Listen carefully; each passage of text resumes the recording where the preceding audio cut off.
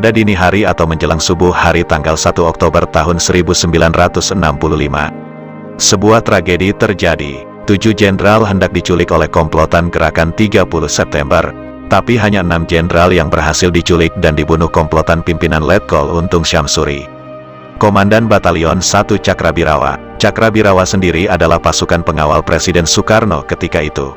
6 jenderal itu diculik karena dituduh akan melakukan kudeta terhadap Presiden Soekarno. Nah, dari 6 jenderal yang berhasil diculik dan kemudian dibunuh itu, 2 diantaranya adalah masih berpangkat Brigjen atau Jenderal Bintang 1.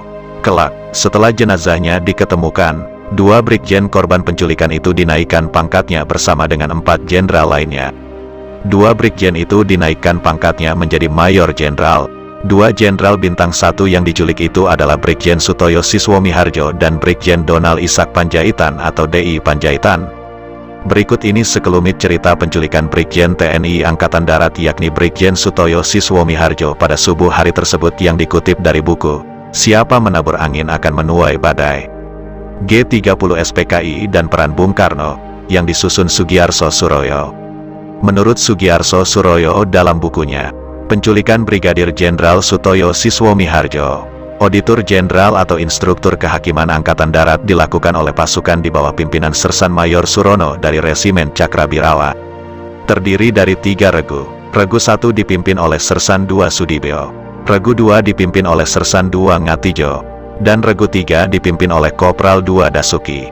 Dari Lubang Buaya, Serma Surono dengan pasukannya membawa truk dan sebuah jeep menuju sasaran yakni rumah Brigjen TNI Sutoyo Siswomiharjo yang terletak di Jalan Sumeneb nomor 17. Tiba di sasaran, pasukan Regu I memasuki rumah, sementara pasukan Regu 2 mengadakan pengepungan di sekitar rumah, sedangkan pasukan Regu 3 bersiaga di jalanan.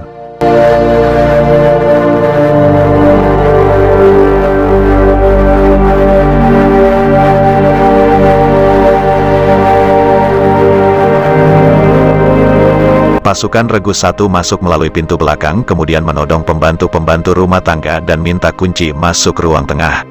Pasukan yang masuk dari depan mendobrak pintu sehingga rusak dan menuju ke kamar tidur Jenderal Sutoyo. Pintu kamar sang jenderal digedor-gedor. "Pak Toyo, lekas buka pintu. Bapak dipanggil Presiden." "Siapa?" tanya Jenderal Sutoyo. "Cakra," jawab anggota pasukan penculik. Jenderal Sutoyo lalu keluar dengan mengenakan pakaian tidur atau kimono. Kemudian Jenderal Sutoyo diminta keluar untuk menemui Komandan Peleton Sersan Mayor Surono. Katanya ada surat penting dari Paduka Yang Mulia Presiden. Pak Toyo diminta datang ke istana. Katanya, tanpa menaruh curiga Brigadir Jenderal Sutoyo melangkahkan kaki hendak keluar rumah. Tetapi ia langsung ditodong senapan. Kedua belah tangannya lalu dipegangi.